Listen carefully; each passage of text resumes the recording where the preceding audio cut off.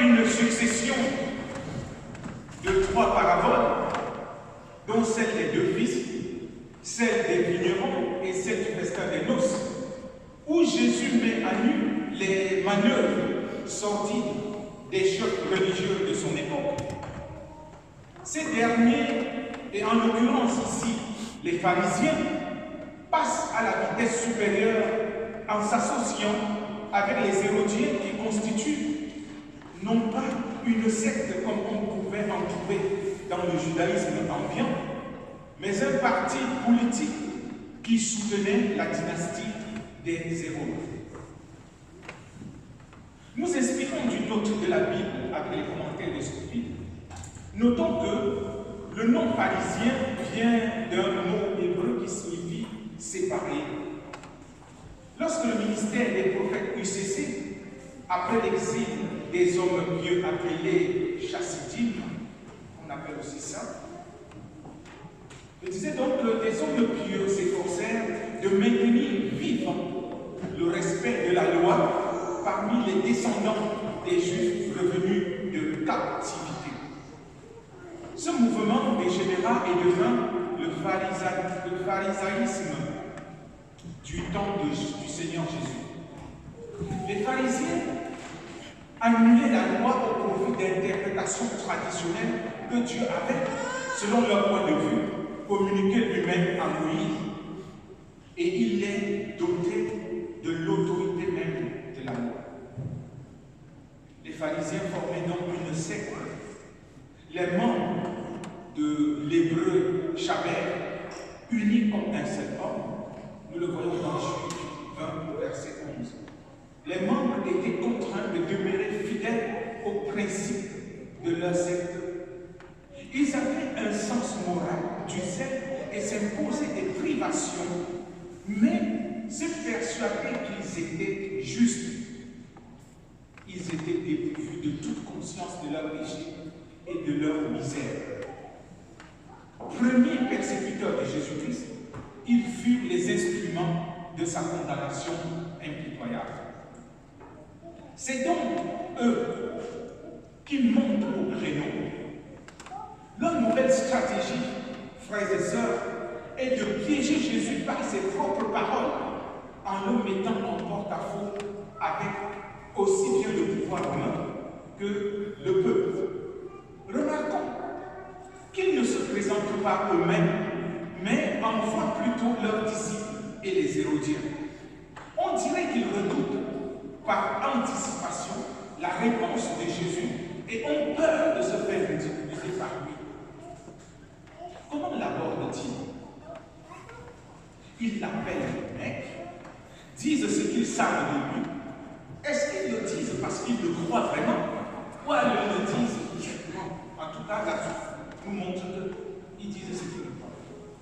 Pour eux, Jésus est vrai, enseigne la voie de Dieu selon la vérité. Ne s'inquiète pas, ne regarde pas à l'apparence des hommes. Ils utilisent toutes sortes de paroles flatteuses pour huiler leur piège. Mais cette manière d'approcher Jésus plaide déjà contre eux. Comment peuvent-ils prétendre connaître quelqu'un et penser qu'il ne se rendra pas compte de leur ruse? Celui qui enseigne selon la vérité de Dieu, qui ne regarde pas à l'apparence des hommes, peut-il être si stupide pour ne pas comprendre qu'on est en train de lui tendre un piège? En tout cas, ils lui posent leurs questions. Dis-nous donc ce qu'il te semble.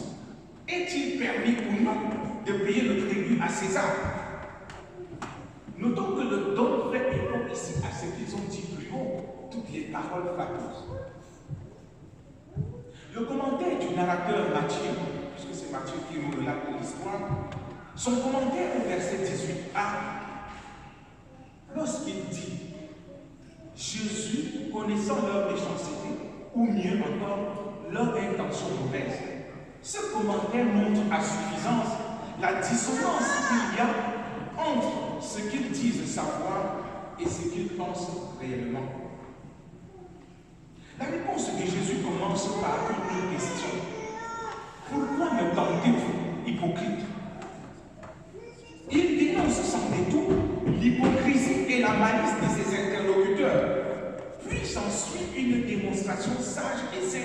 au sujet de la pièce de monnaie. Comme nous l'avons su dans le texte, Jésus demande à ceux qui sont venus à lui, montrez-moi la monnaie avec laquelle on paye l'impôt. On nous présente, il dit, quelle est l'effigie qu'il y a sur cette monnaie? Et c'est l'inscription de qui? Ils disent César, bien entendu. Alors, Jésus part de là, de cette démonstration, et conclut son propos par cette célèbre déclaration. Rendez donc à César ce qui est à César, et à Dieu ce qui est à Dieu. À proprement parler, chers amis, on ne peut rendre ou restituer que ce qu'on a reçu par ailleurs.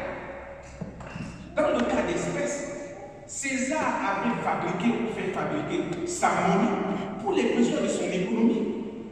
Et le tribut ou l'impôt en fait partie. Il était donc normal qu'on lui payât l'impôt ou le tribut avec la monnaie qui porte son effigie.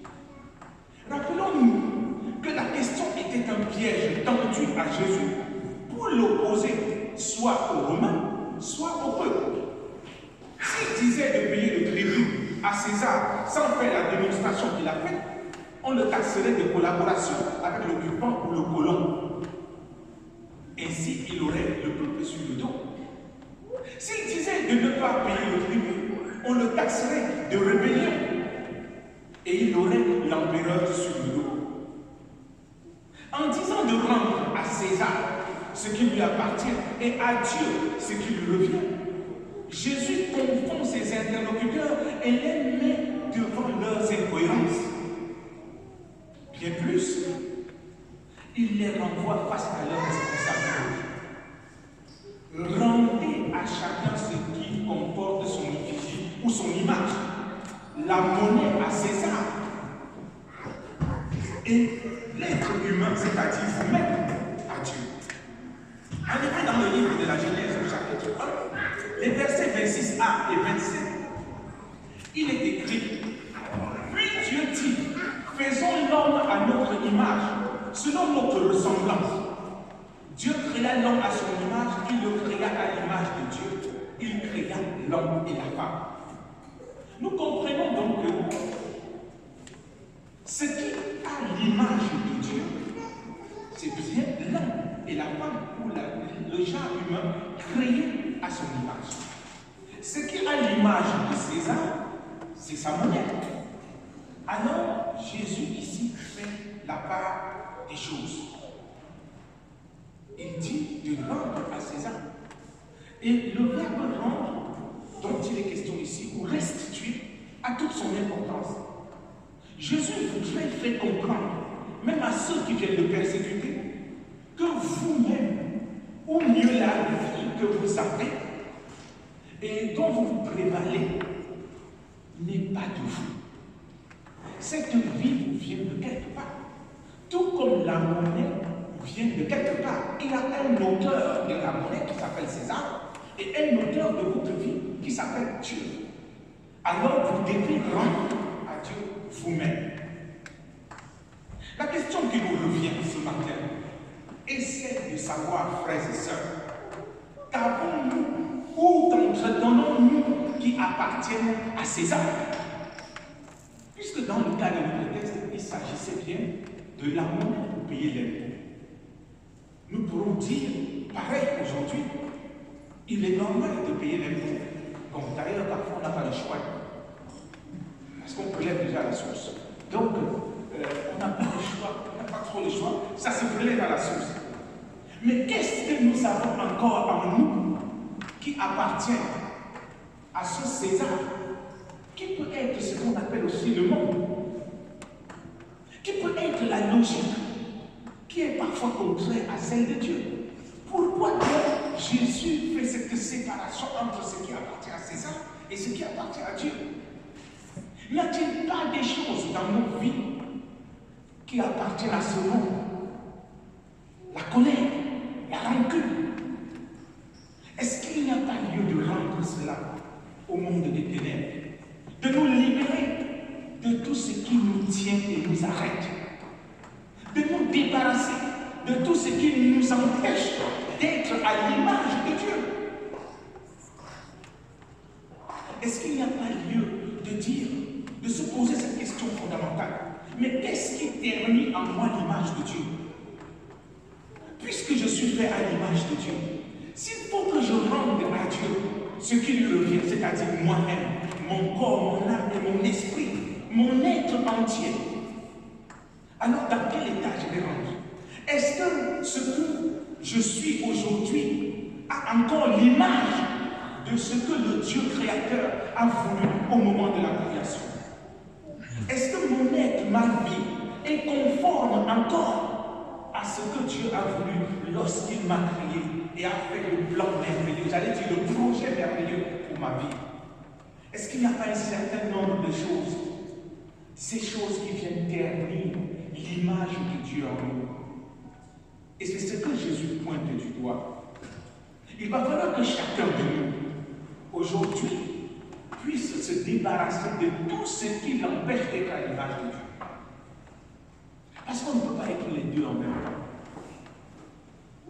Débarrassons-nous de tout ce qui nous empêche d'être à l'image de Dieu. Nous sommes des êtres tout à fait différents. Chacun est ce qu'il est.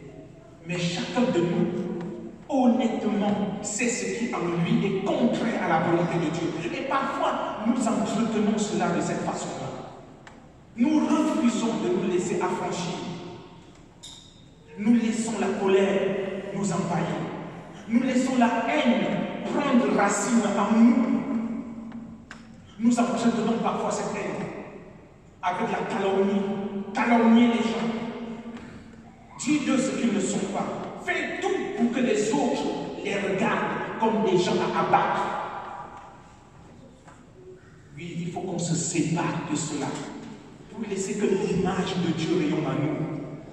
Avoir l'image de Dieu en soi ne veut pas dire, c'est pas parce qu'on chante le nom de Jésus, c'est pas parce qu'on parle en langue, ce n'est pas parce qu'on gesticule beaucoup ou qu'on est très actif à l'église qu'on a l'image de Dieu.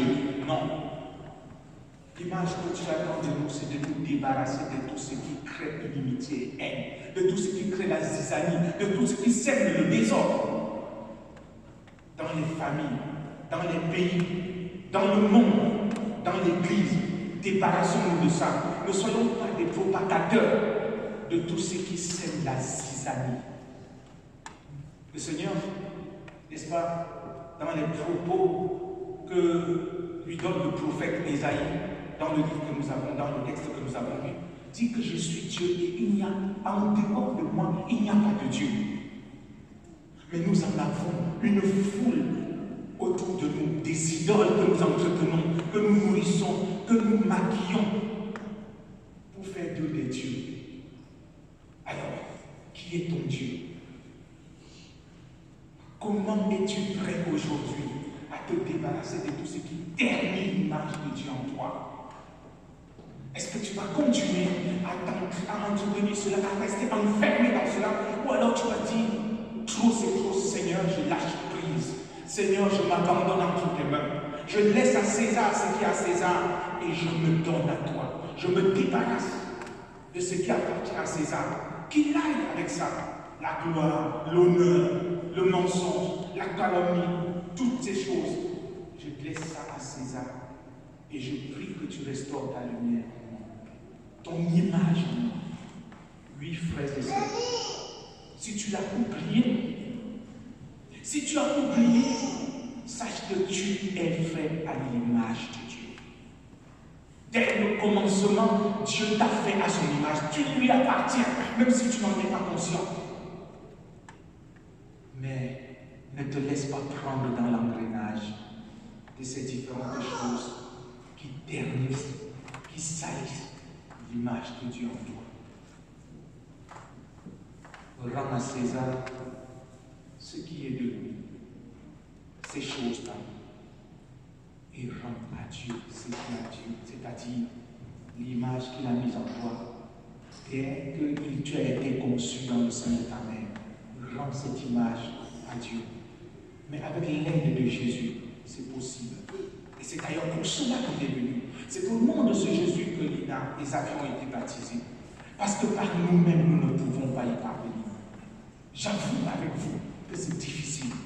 Parfois, on vit des choses extrêmement difficiles. On se demande comment on peut faire y parvenir.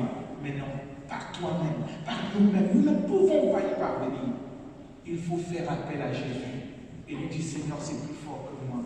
La douleur, la frustration, c'est vraiment difficile.